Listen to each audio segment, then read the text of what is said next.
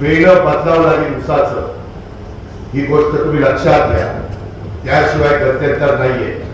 मी माळेगाव कारखान्यामध्ये आम्हाला फार खास होती म्हणून आम्ही चेअरमन झालो तिथं, आणि त्याच्यामुळं तिथं सभासद पण झालो.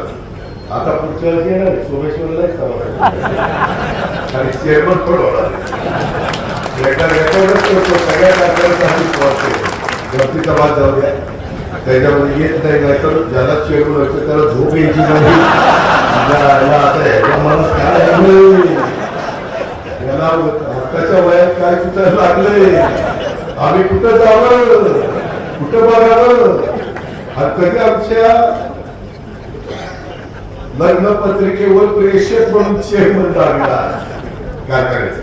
मित्रांनो, गमतीचा भाग जाऊ द्या, परंतु तिथं आम्ही अतिशय चांगल्या पद्धतीनं हा ऊस लागवडीचा कार्यक्रम राबवतो.